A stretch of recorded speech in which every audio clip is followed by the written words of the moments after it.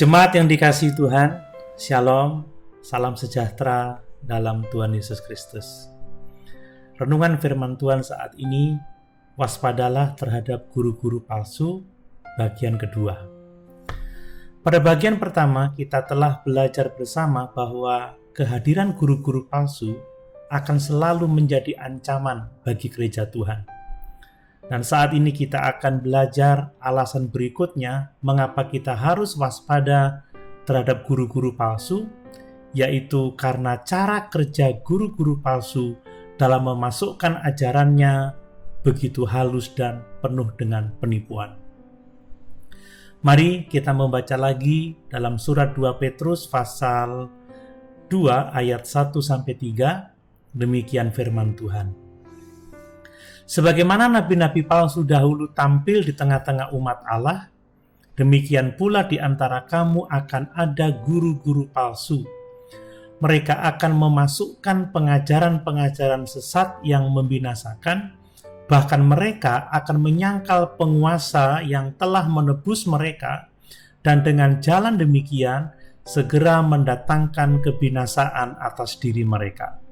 Banyak orang akan mengikuti cara hidup mereka yang dikuasai hawa nafsu, dan karena mereka jalan kebenaran akan dihujat.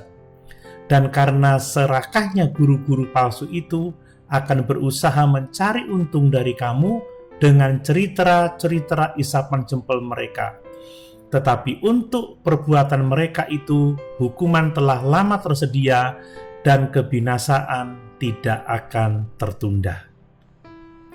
Jemaat yang dikasihi Tuhan, Rasul Petrus berkata dalam ayat 1 bahwa guru-guru palsu ini diam-diam akan memasukkan pengajaran-pengajaran sesat yang membinasakan. Mereka akan menggunakan cerita-cerita isapan jempol, yaitu cerita yang dibuat-buat. Guru-guru palsu menuduh Petrus dan para rasul mengikuti dongeng-dongeng isapan jempol manusia. Tetapi Rasul Petrus membalas dengan mengatakan bahwa merekalah yang mengarang cerita dan ajaran mereka sendiri. Berbeda dengan para nabi dan rasul yang menerima ilham Roh Kudus, mereka menuliskan kebenaran Allah yang diwahyukan dalam firman-Nya. Guru-guru palsu ini adalah alat setan untuk menyebarkan penipuan. Guru-guru palsu menambahkan konsep duniawi ke dalam Alkitab dan memberi konsep duniawi itu otoritas yang sama dengan Alkitab.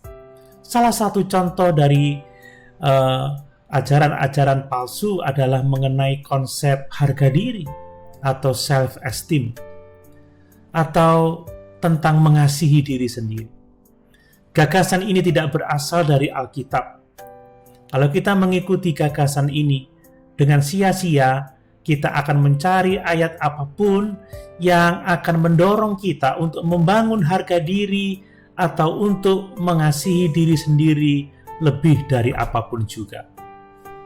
Terkadang orang-orang yang mendukung ajaran ini akan menggunakan teks Alkitab sebagai bukti, seperti contoh adalah kasihilah sesamamu seperti dirimu sendiri. Orang-orang ini berpendapat bahwa kita harus mengasihi diri sendiri sebelum kita dapat mengasihi sesama dengan benar, dan bahkan kita harus dapat mengasihi diri sendiri sebelum kita dapat mengasihi Tuhan. Namun kalau kita memperhatikan konteks luasnya di dalam Injil Matius pasal 22 ayat 37-40, kita akan melihat bahwa hanya ada 2 perintah yang Tuhan berikan kepada kita, yaitu mengasihi Tuhan dan mengasihi sesama. Tidak ada perintah untuk mengasihi diri sendiri. Kasih untuk diri sendiri adalah standar minimal. Jika kita hanya mengasihi sesama kita seperti mengasihi diri sendiri, kita akan memenuhi perintah itu. Guru palsu sering menggunakan Alkitab, tetapi mereka memelintir maknanya dengan membawa pengajaran dari luar untuk memutarbalikkan arti sebenarnya dari apa yang dituliskan di dalam Alkitab. Seringkali mereka tidak terbuka tentang rencana-rencana mereka. Mereka dengan cerdik, mereka dengan pandai berusaha untuk menunjukkan kesalahan-kesalahan yang dibuat-buat, sampai mereka dapat membawa orang-orang yang dulunya percaya menjadi menyangkal kebenaran Injil. Sebagai contoh adalah masalah ajaran Allah yang esa, tetapi terdiri dari 3 pribadi yang kita kenal dengan Trinitas. Mereka yang menolak kebenaran Trinitas disebabkan karena mereka hanya menggunakan rasio mereka untuk memahami Allah yang tak terbatas.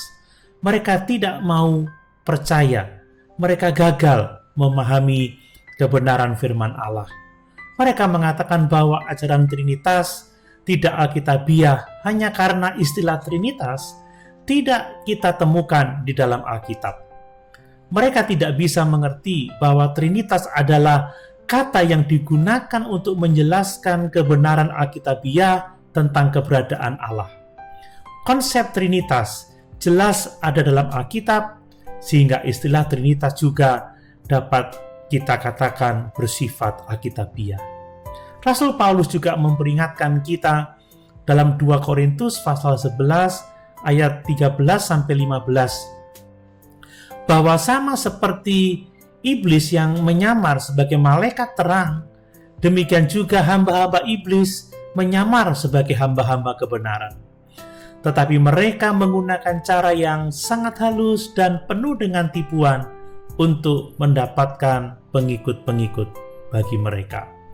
Jemaat yang dikasihi Tuhan, mari kita sungguh-sungguh waspada terhadap guru-guru palsu, sebab mereka adalah ancaman bagi gereja, dan pekerjaan mereka sungguh sangat halus dan penuh dengan tipu muslihat.